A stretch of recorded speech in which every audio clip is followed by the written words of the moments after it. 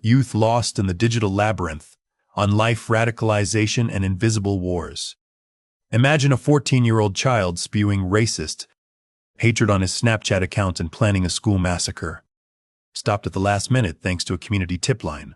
Or imagine another 12-year-old child sitting at his computer in his room playing a game, actually landing on the radar of international terrorist watch lists. In the seemingly innocent world of Roblox, Nazi symbols are being built.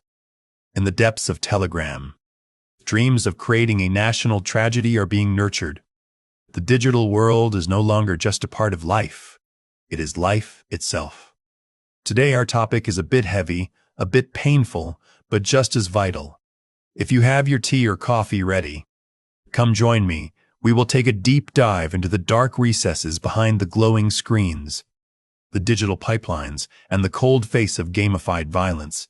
Lean back, I have my coffee with me. Perhaps right now you are reading these lines on that bright screen in your palm. Have you ever thought about how deep your connection to that bright screen really is? From the perspective of digital anthropology, what you hold in your hand is not just a communication tool. The time has come to ask ourselves this question: are the phones in our pockets just technological devices?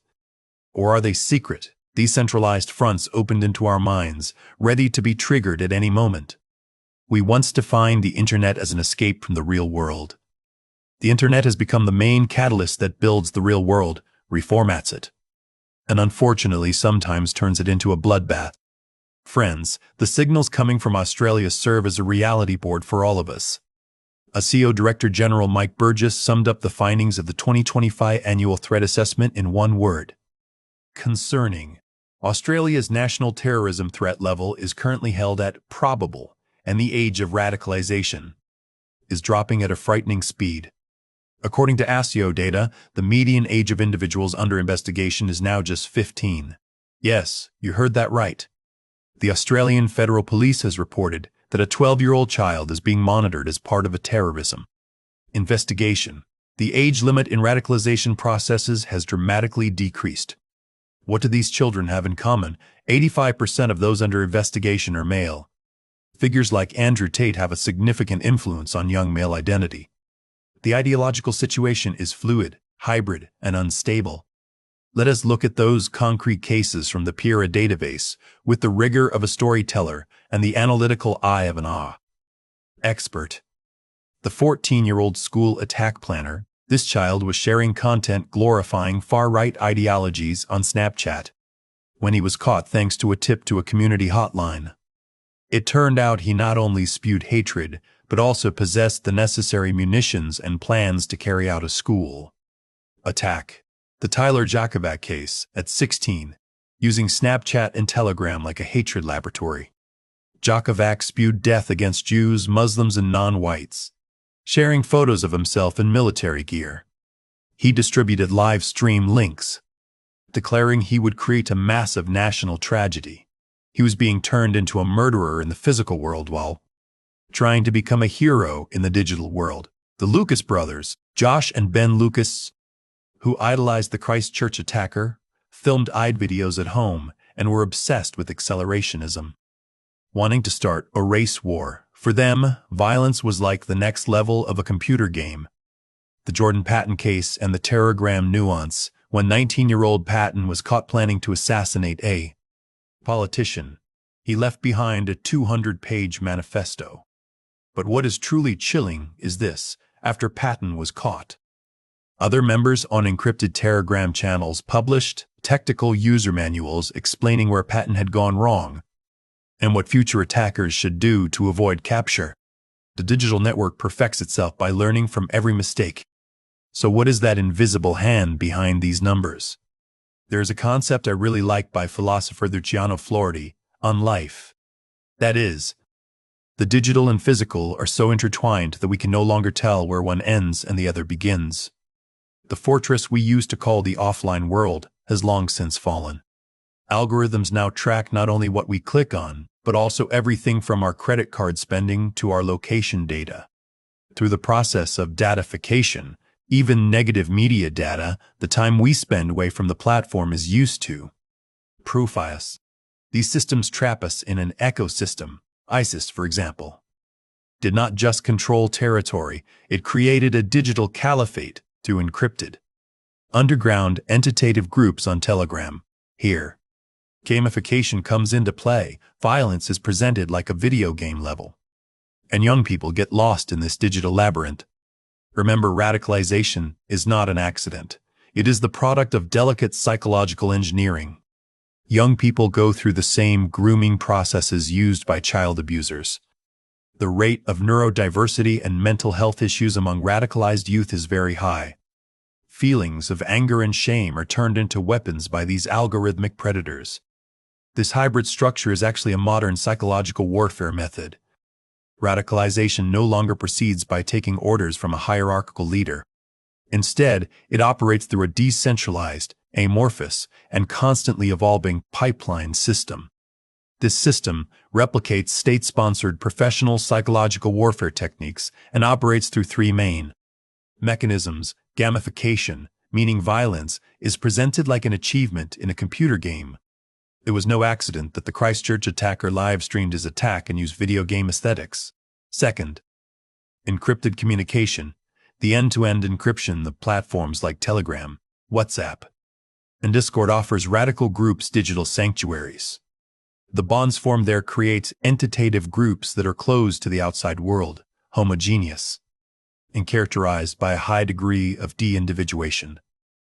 Third, from shitposting to real life, hate speech hidden behind irony and humor parasizes the defense mechanisms of young people. Content that starts as a joke becomes normalized in the mind. Remember what Christchurch attacker Brenton Tarrant said seconds before the attack: "It's time to stop shitposting and make a real-life post." That fine line is the breaking point of Onlife Radicalisation. Now let us go into a darker place, into the heart of decentralized networks like the COM. Europol's Project Compass operation revealed how dangerous this underground world is. The COM does not always fit traditional patterns of ideological extremism. It is a nihilistic violence ecosystem. These networks capture young people not only through ideology but also through music streaming platforms, gaming rooms, and image boards. Young people suffering from loneliness, feelings of failure, or searching for identity are wrapped in a fake sense of belonging in these encrypted rooms. Anna Schoberg, head of Europol's ExSec, said after Project Compass, these networks target children in the digital spaces where they feel most comfortable. With this cooperation, we are closing the gaps they try to hide in. The operation resulted in 4 victims being rescued and 30 perpetrators arrested, but another 179 perpetrators are being traced. These numbers are just the tip of the iceberg. But this violence did not originate only in the digital world. Its roots go much further back, deep inside institutions. When we examine IDRA sources, we encounter a bitter reality: institutional violence. Today, corporal punishment, hitting, fadling, is still legal in schools in 20 U.S. states. In the 2021-22 school year, when schools reopened after COVID, 24,500 students were reported to have suffered physical violence at school. The geography of this violence is not coincidental. States like Mississippi, which had the most lynching incidents in the U.S. between 1882 and 1968, are today the places where physical punishment in schools is highest. Mississippi had the highest number of lynchings in the U.S. between 1882 and 1968. And guess what? Today, Mississippi is where physical punishment in schools is most intensely applied and where racial inequality is highest.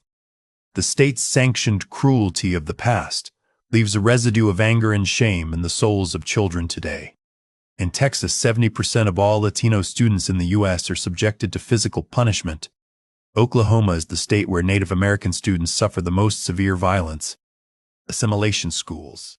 It has been revealed that approximately 1,000 children died between 1919 and 1969 in boarding schools established to erase the identity of Native children. This legacy of systematic violence creates a trauma that is passed down through generations. This control and fear method applied in schools creates a deep vacuum of belonging in children. A child punished for speaking his own language fills that vacuum with radical networks in the digital world. Violence evolves from the whip to the pixel. Modern radicalization networks use this feeling of shame, humiliation, and exclusion as fuel. The influence of manfluencer figures like Andrew Tate on young men rises precisely through this narrative of damaged male honor and anger. According to one study, 25% of 1,300 young men see Andrew Tate as a role model. These figures fill the vacuum created by institutional violence with a toxic sense of belonging. Here we must pause and level a sharp critique at technology giants and media manipulations. Platforms cannot escape responsibility by saying we are neutral. In 2023, the AFP launched an investigation into user-generated content depicting Nazi Germany on the popular children's game, Roblox. When the greed for profit overrides security filters, an 8-year-old child can find himself inside a digital concentration camp simulation. Moreover, why did U.S. campaigns like Think Again, Turn Away fail miserably? Because they did not understand cyber psychology. Telling a radicalized youth, if you go, you will die, does not deter him. On the contrary, it sounds to him like a sacred call to martyrdom. As long as states do not approach with anthropological depth, rather than top-down commands, they will lose this war. Western media also often ignores the cracks in the mirror. The way media presents violence is turned into something we call videoludic declination. Violence is no longer just something watched through fast editing and first-person perspective. It has taken on a structure that mimics video games, making the viewer an actor of violence. While this destroys empathy, it also normalizes violence. Friends, the picture is dark, but we are not here to surrender to this darkness. In the midst of all this algorithmic siege, we still have our strongest weapon, remaining human. As ASIO Director General Mike Burgess said, we cannot reduce the caseload by regulations alone. The solution lies in social healing. Our greatest shield against radicalization is not high technology but social belonging and empathy. Let us remember that magnificent philosophy of Ubuntu from South Africa, I am because we are.